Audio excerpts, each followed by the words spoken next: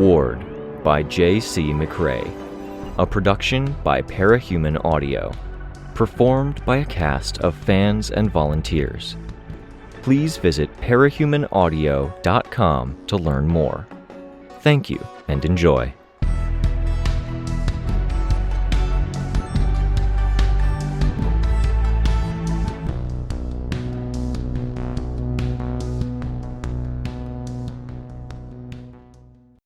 Ward, Arc 20, Last, Interlude 2. It looked like the Aurora Borealis, which Presley had seen while staying at her uncle's cabin once, but it rested close to the ground, not in the sky, and it was red. It swelled, faded, formed bands, and dissipated into wisps, radiating up from the deep cracks that had spread across the city. It gave the snowfall and the snow on the ground a rosy tint, and because it illuminated, while she and the others stood in the dark, it made the distant sections of city seem more real than the rooftop they were gathered on. That wasn't new, though. It was her first good view of it, and it kept getting more intense. But what had drawn their attention and brought everyone to the rooftop was the cloud of rainbow shimmers that hung over one part of the city. She'd heard about what it was. She'd seen pictures. When everyone at the Zion settlements had still been getting set up, that same cloud had swept over them. Nobody had been able to get a message to them to warn them. They'd fled, but communication had been all over the place. A few people had been left behind. Most of the others hadn't fled far enough. The storm had swelled in size, and it had encapsulated every settlement in Zion. It hadn't been a large area, but it had still been mostly everyone, and it had included the portal the rest needed to get back. Bye-bye, Zion, entirely at Sleeper's mercy now. Presley really wanted to say something about how the situation there seemed an awful lot like the situation here, but people were talking. She wasn't sure she could get a word in edgewise, and she was even less sure that it would help anything. It would just make people more scared. Unnerved, her stomach twisting with anxiety, Presley looked away from the lights and looked at the faces of the people around her, all gathered on the rooftop, watching the distance. It was like a fireworks show, the way it was so dark but the distant lights shone on their faces. There was emotion, except the emotion wasn't amazement or awe. A woman she didn't know began to cry. Children as young as 5 turned their heads, watching as the cries became loud sobs and inarticulate words. Other adults stepped in, distracting children or intervening, putting themselves between the younger faces in the crowd and the woman. Some other adults. There were still others who looked like they were on the verge of crying themselves, and were only barely keeping from going over the edge. Like when a kid in a school play hurled and set off a chain of puking kids. Except, not funny at all. "Come on, guys, let's get inside where it's safe," announced a heavy-set man in overalls who looked like Santa, if Santa was a trucker. The younger kids obeyed, with kids as old as 10 seeming to take some assurance in that. Parents jumped at the chance to herd their kids away from the sight. Presley hung back, glancing at some of the other older kids and teenagers. Inside wouldn't be any safer. This was big, and the closest thing they had to reassurance was that they didn't know exactly what was happening. Presley's dad was one of the people who'd drawn closer to the woman, who was having a full-on freak-out now, her kids standing by awkwardly, wide-eyed. Presley's mum gave Presley a sharp look, then indicated the kid, who looked big enough to be a year older than Presley, even though he looked young for other reasons. Awkwardly, Presley gave the guy the lightest of punches on the arm to get his attention, then motioned towards the door.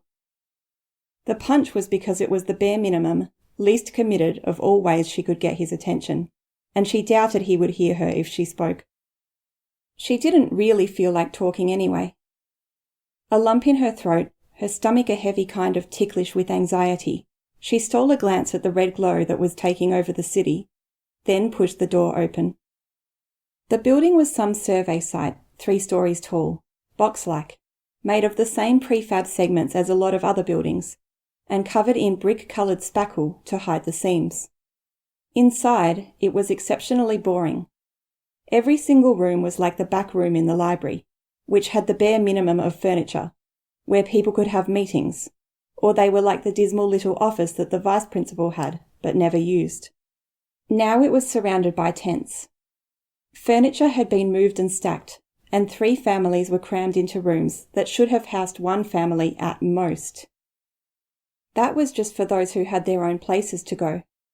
Presley walked fast, trusting the child of the freak-out woman to follow her. Past a conference room with the table pushed into a corner, sleeping bags and blankets forming a grid on the floor. The people in that room were gathered at the window, watching the city. The kid caught up to her, his footsteps heavy. She glanced at him. "I'm Presley," she said. "Caden." "You're 13? She guessed. "Yeah. You?" 12. He didn't look 13. Even if he was older, he had that vibe, a kind of softness around the edges that she couldn't quite put her finger on. Like maybe his mum had chosen his haircut, not him. There wasn't any product in his hair, and it was cut to a length where parts of it stuck up and parts lay flat. Or maybe he was still shopping at places kids bought clothes, not teens. Sweatpants, monochrome running shoes, and a monochrome top without any branding or anything. Or maybe it was in the expression on his face, how little he seemed to connect to this situation, or how willing he'd been to go with her. Any one of those things could have had excuses. The world was ending. It was hard to find time to get hair gel on or find a store that sold good clothes, even if you cared about that stuff. Still, blah. He gave her a sidelong glance he seemed to think she wouldn't notice, then fixed the fringe of hair at the edge of his forehead with a brush of his fingers. In her classes, she'd started to notice the divide between the kids who hadn't moved on from grade school and the ones who had. Boys were especially prone to it. She really hated to admit that the more boy-crazy girls were right about anything, but when they directed 90% of their interest at older boys, she could sympathise. Getting stuck with an immature kid was the worst. And now Presley was walking into the big room where there was barely any room to walk for all the piles of luggage and makeshift beds, and the dopey kid was following her. "How are you doing?" she asked. "It's kind of scary." He shrugged, his expression giving away nothing. "Do you know where your spot is? I've been here for a few hours, so if you need directions..." Maybe he'd take the hint and go away. "Our stuff's in the lobby," he said. "I guess I'll get it later." "Oh," she said. He kept following her. "Why'd you tell me to come with?" he asked. "My mum and dad were giving me the evil eye and pointing at you. I think your mum needs a moment," she said. She gave him an apologetic look, both because she was preemptively shooting down any interest he might have, and because it had to be awkward. "She's such a loser," he replied. Presley wasn't sure how to answer that. "She hasn't had a job since Gold Morning. She freaks out a lot. It sucks, having to be the one with his shit together." "Mum isn't going to give me any credit for having to put up with this guy." Presley wanted to tell him to go on, or find an excuse, but she'd already reached the spots her family had reserved and laid claim to. She unconsciously put a hand on the back of a chair she'd used to set up the border of the space, and Caden immediately sat himself down in another chair belonging to another family that wasn't present. Was it better to ignore him? She turned to her setup. Her bed was layered, with a towel on the floor, clothes laid out as evenly as she'd been able to manage as a middle layer, another towel, and then a sheet on top. Her pillow, she was lucky, was an actual pillow. She'd carried it under her arm the entire way here. Her parents had clothes stuffed into pillowcases.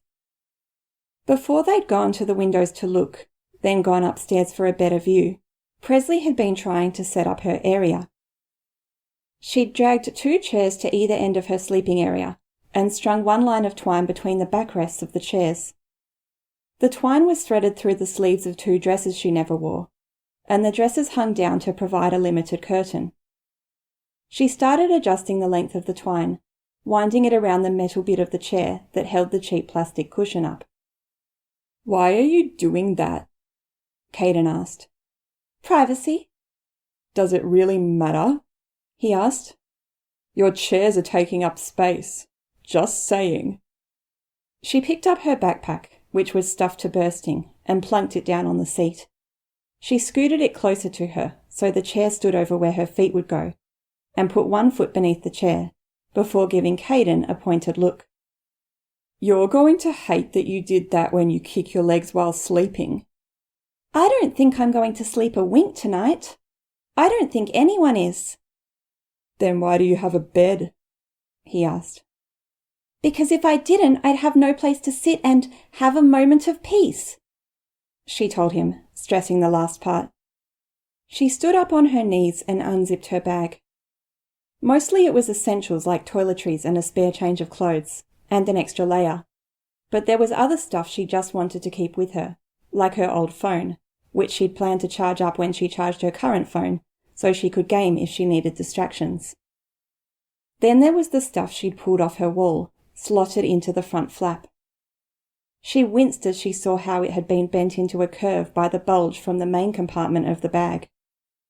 She smoothed out the photographs she'd had printed. Victoria, Swansong and Capricorn on the train. Swansong and Capricorn were doing the selfless shot thing, teasing the camera with hints about their identities. She'd seen their faces, though.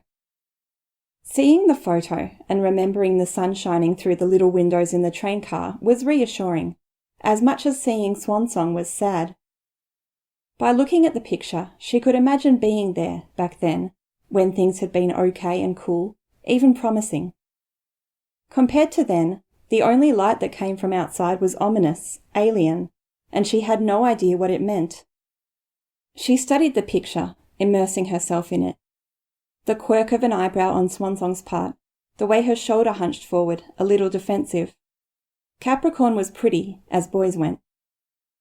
She used the stick tack still on the back of the photo and pressed it to one button on the dress curtain. One step toward making this crowded, noisy, bright, unhappy place a little more like home. Caden's seat creaked as he leaned closer, looking. She almost took the picture down in response. "Holy shitballs. I recognize 2 of those people. So you're a fangirl. I was wondering what was with the hair." "I'm not a fangirl," she told Caden, bristling. "I met them. I email them and talk to them sometimes. I knew them before they were a team. I keep track of them." "You realize you just described a fangirl. I knew them before they were big is hyper fangirl." Presley turned and stared at the guy, not sure of how to reply. She was secretly glad she had already come to the conclusion that he was just a kid, even if he was older than her, or else she might have picked up one of the chairs and tried to clobber him. Probably not. The risk she wouldn't be strong or fast enough was too big, and it was tied with twine. Even if she wanted to say something, there was a commotion halfway down the room. She looked, making sure it wasn't an emergency. The sleeper's storm coming closer, or something with the red lights. It looked more likely it was an argument or a fight. People had gathered in the stairwell, and the crowd at the foot of the stairs was thick enough they couldn't get all the way down. "Excuse me," she heard the voice. "Excuse me." The noise of the sheer number of people drowned out the other words. Way more than one person for every sleeping spot. She sat up at attention, then stood, propping one foot up on the chair and trying to get to a position to see above the crowd. The person at the other end of the hall beat her to it, getting help to climb up onto a tall stack of food supplies, all in waterproof plastic containers. "Excuse me. Hello. This is important. Thank you." The noise died down to a low murmur. He was tan, like he'd used a tanning bed, and his hair was blonde. She thought he might be a superhero, looking at him. He wore a shirt fancier than most businessmen would wear, still in the button-up style, and a tie he'd loosened. His sleeves were rolled up. He spoke, his voice raised to carry across the room. I know phones and internet aren't working consistently, and the people you'd call if you could obviously aren't in their offices. I've just made the drive, as many others are doing, to let you all know what's happened. Happened, not happening. The low murmurs died out. My name is Eric Kingston. I'm an employee with the Wardens, and I worked directly under and with Cineral. I need to go over some of the recent events, let you know what's happened with the cracking, and equip you with the knowledge for what comes next. I need all of you to let me go over this before any outcry, upset, or questions. No interruptions. Please keep the noise down. Presley looked for her mum and dad. She saw a face that might have been her mum's in the stairwell. First of all, the sleeper is retreating. He is not in immediate danger, and we will let you know as soon as we can if that changes. His request for silence after his statements might have been futile. Murmurs rose to a volume, people talking over other people, to the point he didn't seem like he could talk. That's good news, Caden said, his voice joining the babble. Presley pressed a finger to her lips. At the other end of the room, someone rapped something hard against the cases. Mr. Kingston looked a little alarmed at first, but the effect did bring some silence.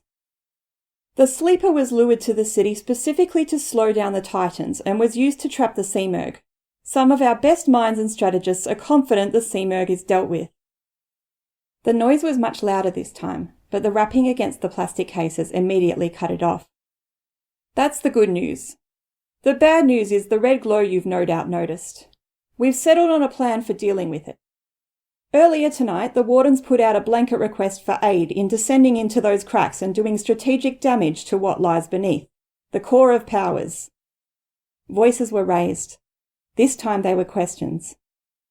She had questions too. He'd jumped straight to saying there were answers without explaining what the glow was. The rapping grew louder and drawn out, while Mr. Kingston stood atop the stack of plastic crates, mouth shut, waiting. Eventually, people shut up. The powers are rooted in another, malign force. Scion! Someone exclaimed, loud.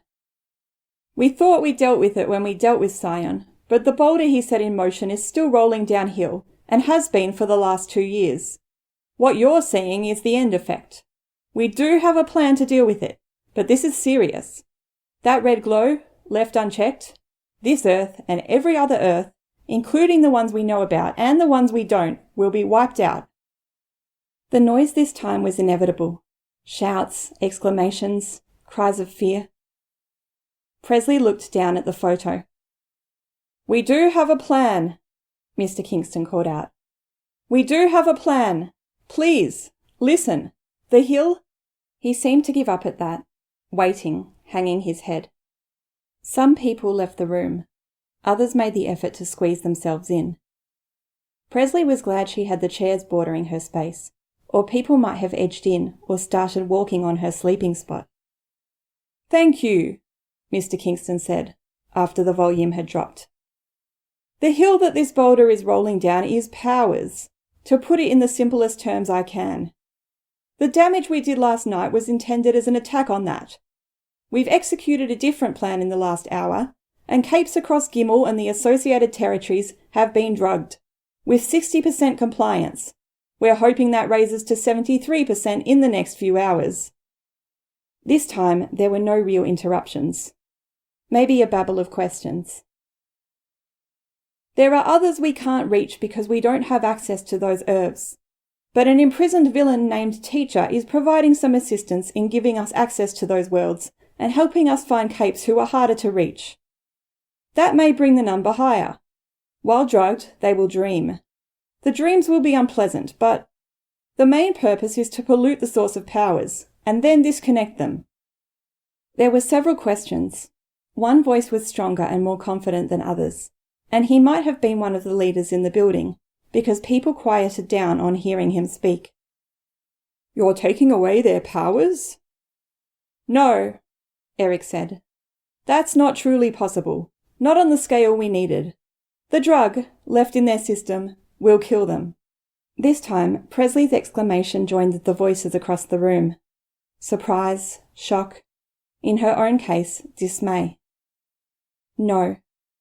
It couldn't be. She reached for her bag, fumbling, digging for her phone. No, Eric answered a question she hadn't heard. Listen, this...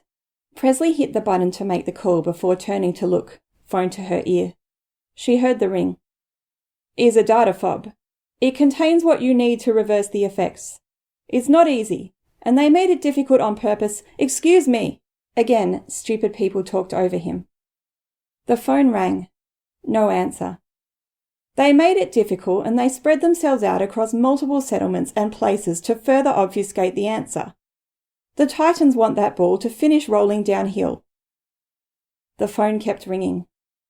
They want the Earth annihilated. It's part of how they breed, like viruses.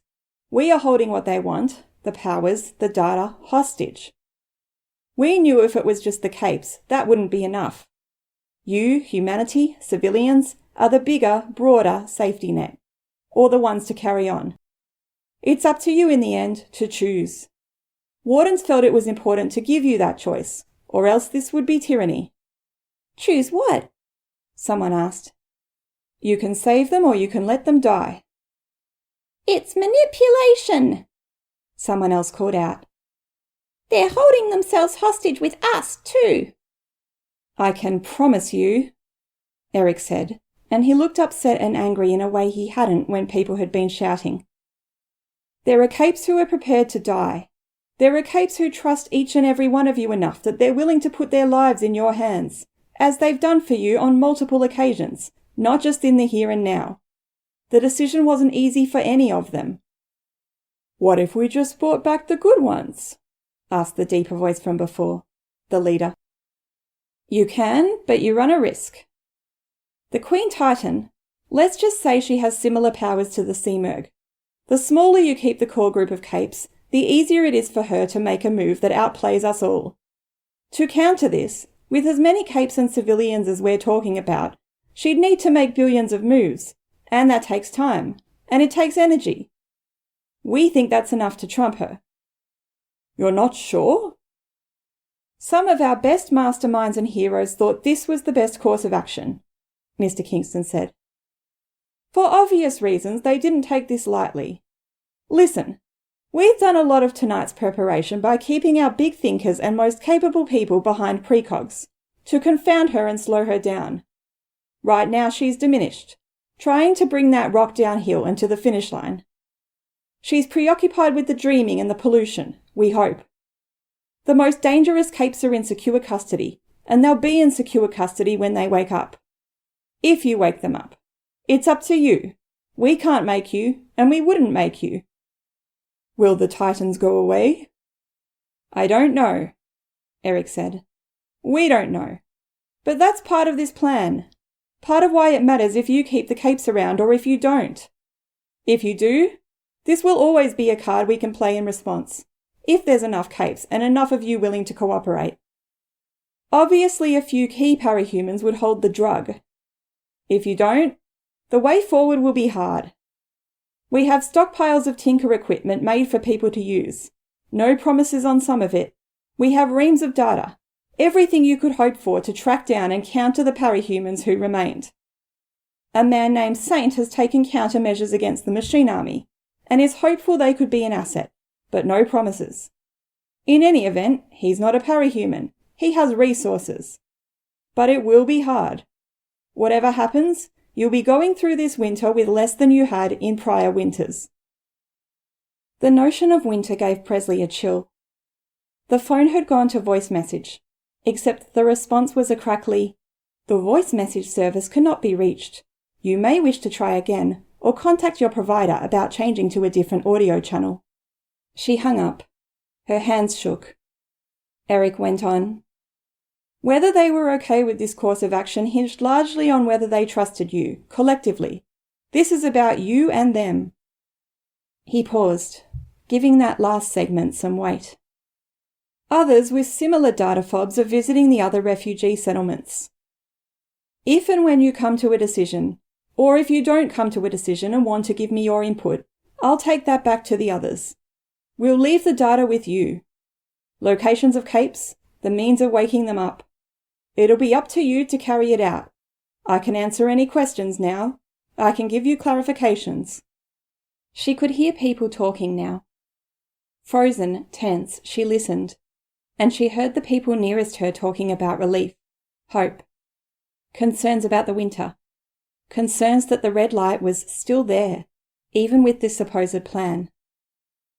She heard one person say something about saving lives, doing for the heroes what the heroes had done for them.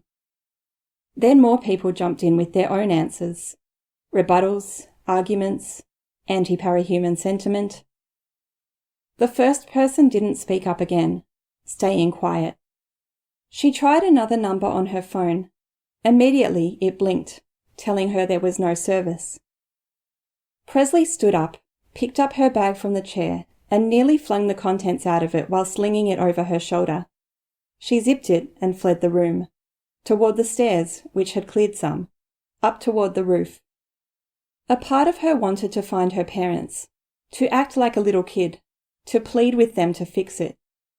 Another part of her just wanted to make a call, to get through to these heroes who had been so good to her, who might have been part of the 60 or 70% who had agreed to this insanity. They didn't realize what the people were like, how many people were awful or untrustworthy or stupid and short-sighted. She tried again as she made her way up the stairs. Then she tried again, at the top of the stairs. A hand brushed her shoulder, and it might have been her mum or her dad. She wasn't sure. She reached the rooftop and she stepped outside. Cold, but she still wore her jacket from earlier. Her ears were partially protected by the hair she'd bleached white, which now had brown roots because she hadn't had the chance to bleach it again. "Please pick up, Victoria. Please." She hit the button for the 4th time, the wind blowing around her. The ringing started. 1.5 rings, and the person on the other end picked up. "Hey, Presley!" The voice came through, young. "Look out!" "Yeah, sorry. I saw the call go through, but Victoria can't answer." She took the drug?" The voice on the other end made an amused sound. "Not a drug, but yeah. I see on my computer here that Eric made it to where you are. He just filled you in, I guess." "Why?" Presley asked. "There had to be other ways." "We tried most of them. Think of it like a sickness. We realized we couldn't do it on our own, like someone with cancer who needs chemo, so we reached out for help.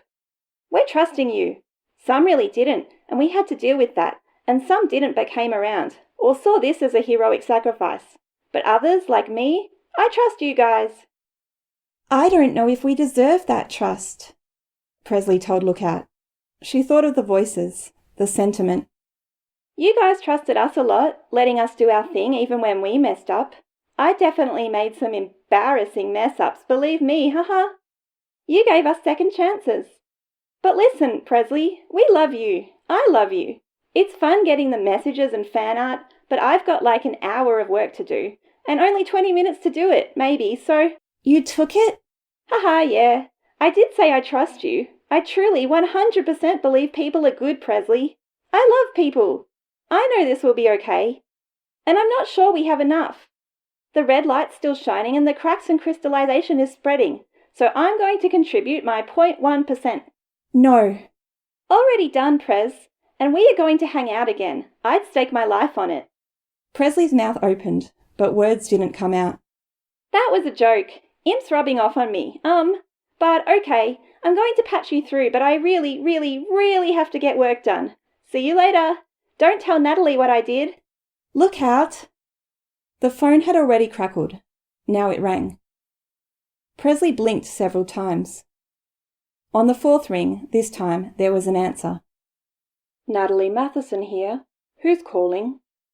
"Presley," Presley said, her voice tight with emotion. "Oh, honey." Presley could hear the noise of a car in the background.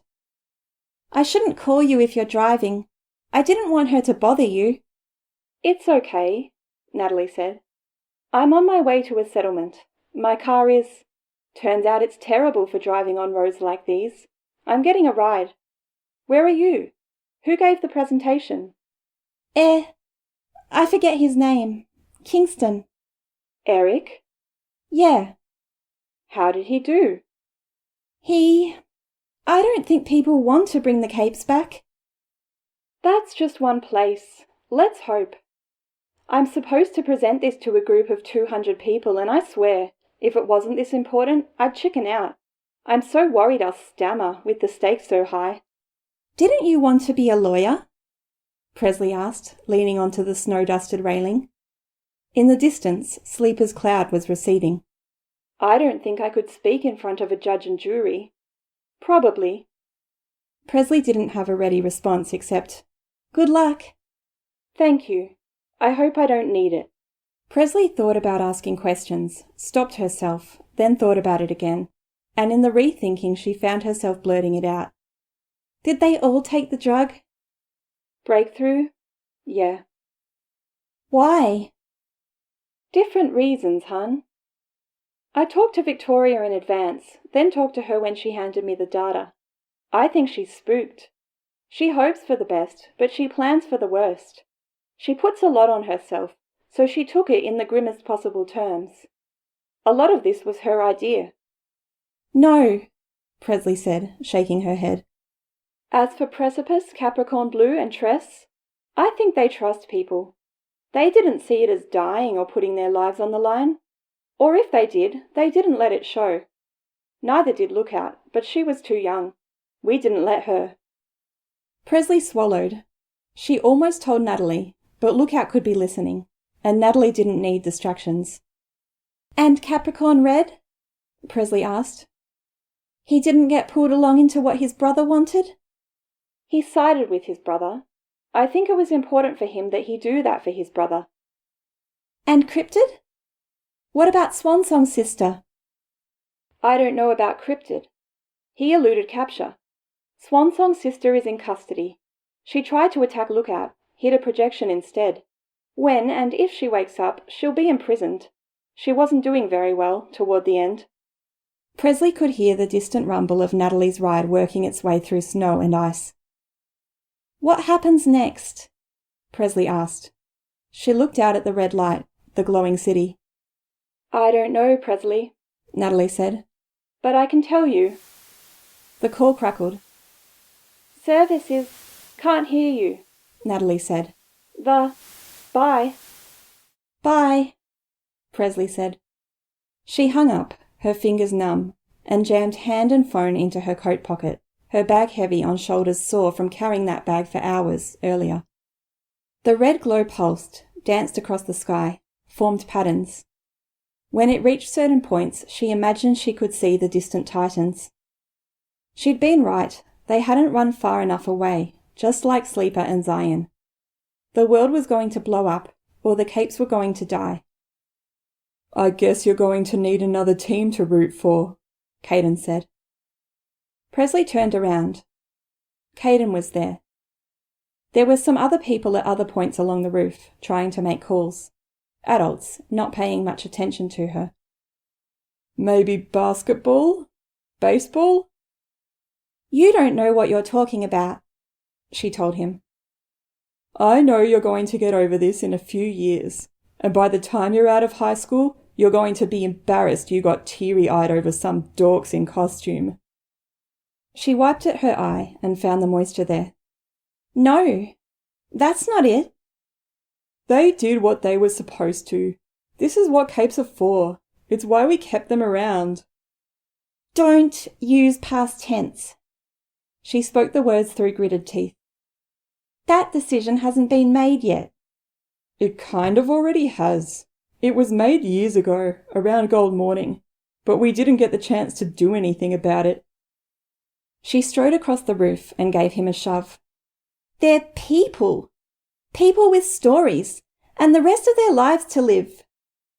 You're way overinvested, Caden said, glancing at a bearded man in trucker-wear who had turned around to intervene, his phone still at his ear. She twisted around, pulling off her bag, and bent down to unzip it. No weapons, the bearded man said, before turning his head. I'll call you back. She pulled her hand free of her bag, her fist gripping clumps of images she'd printed out.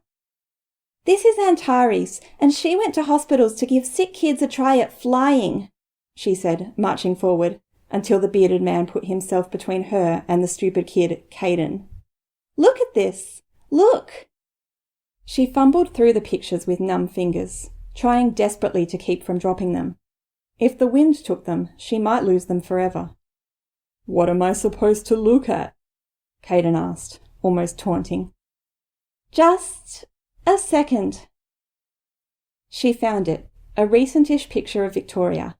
No costume, no hood, and her top was short-sleeved. Look at the scars. Look at that. I can tell you what some of those were. She mentioned in passing she'd been shot, stopping Fallen. She's been burned. She's been cut. Heroes get hurt. It's what they're supposed to do. She got hurt because she fought the monsters who would have gone after people like you and me, if they hadn't been stopped. No, it's not what they're supposed to do. She dug through the photos again and wished desperately she were more articulate, as if she could argue against this stupid kid with anti-parahuman sentiment and represent her side better. How many other people were having this debate, discussing this very thing? How many of them had the close relationship with a team or the information that she had? She'd followed Breakthrough from the beginning. They'd started small, and they'd risen to the point that they were helping make plans this big work. Stupid, desperate plans, but if she couldn't convince this moron, how could anyone convince the others? She pulled out more, one with Precipice in an old costume. Precipice went to jail because he was raised by monsters. He has worked hard to be a hero since. He's fought to be better. He went to jail. She pulled out one of Victoria, her arm around Swansong's shoulders. She had to take a step to the left because the bearded dude was keeping her from lunging at Caden and mashing the pictures into his face. Swansong, ex-villain, and she got better. She gave her life stopping the Fallen, I think it was. It was a lot. Teacher and the Fallen and others. And those guys would have won if not for people like Swansong. And it was sad and it was tragic. And look out, their kid Tinker. She said she hurts every day because of Swansong dying. A lot of sob stories. No, and fuck you. This is what they're supposed to do because it's what I'm supposed to do. It's what you're supposed to do. We get better. We push forward. We give our all, even if it means reaching out to shit breathers like you to help and back them up. They struggle constantly. Tress and Capricorn had to deal with messed up stuff, but they were good in the end. And that's just one team. Presley's dad appeared in the doorway. And that's important, she finished, lamely, limply. She'd crumpled some of the images in her hand in her anger. Now she pressed them to her side. Sorry, John. Was there a problem? Her dad asked. No, the bearded man said. A fight. Passionate words. You know him? She asked her dad. My boss, or my boss's boss, I should say, her dad said.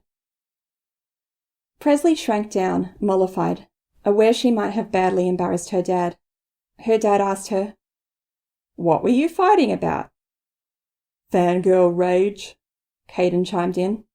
Presley almost crumpled up the images again. And if her dad hadn't been here, if she hadn't embarrassed her dad just now, she would have shouted at the kid, threatened to push him down those stairs behind him. Your mum's downstairs, Caden. She's looking for you, her dad said. She was glad when Caden retreated, ducking back inside. Sorry for the trouble, her dad said to the bearded man. No trouble. Strong feelings are very understandable given what's on the line. I'll leave you with your daughter. I owe someone a phone call. Actually, I came looking for you. I didn't see her slip upstairs. They want you downstairs. Why? To keep order. They want a couple of people to speak, share thoughts. Names the community respects. You were at the top of the list. Ah, I suppose I should organise those thoughts of mine. My colleague can wait for his call. Do you know where you stand? Her dad asked. I have to admit I was on the fence, John said. I was. Was, past tense. The man put a heavy hand on Presley's shoulder as he departed. "Your boss's boss?" "John Drook. He runs my company. He headed the unions, negotiated for the construction groups with the mayor, and was briefly a candidate for mayor. He might wear overalls and a jacket with oil stains on it, but he's respected." "Oh," she said. She got her stuff sorted and she let her father lead her back downstairs, helping her navigate the crowd of way too many people in way too small a space, gathered to listen. She found her spot and settled in between her mum and the photo she'd stuck to the dress. Mr. Drook wasn't speaking yet, but she didn't hate the woman minister who was talking about the decisions being made. It would be a long night, sleepless. That was much as she'd expected, but in a very different way.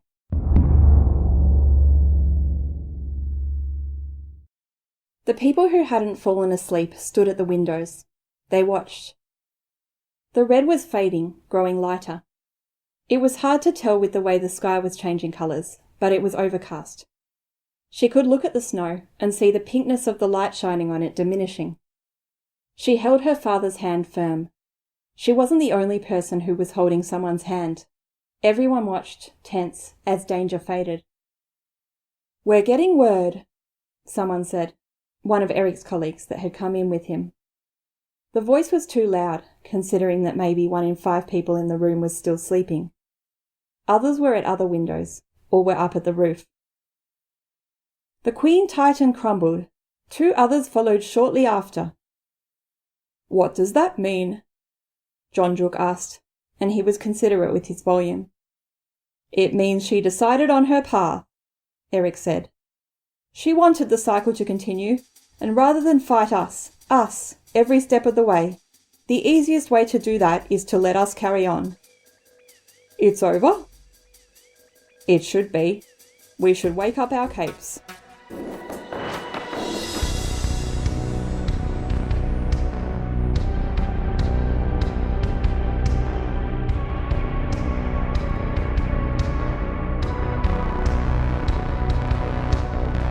This was a production of Ward by Parahuman Audio. Ward and the Parahuman stories are written and owned by J.C. McCrae. You can find the original text and support the author at parahumans.net. For more of the Ward audiobook, as well as other community works, please visit parahumanaudio.com. Music for this chapter was by Evan Witt.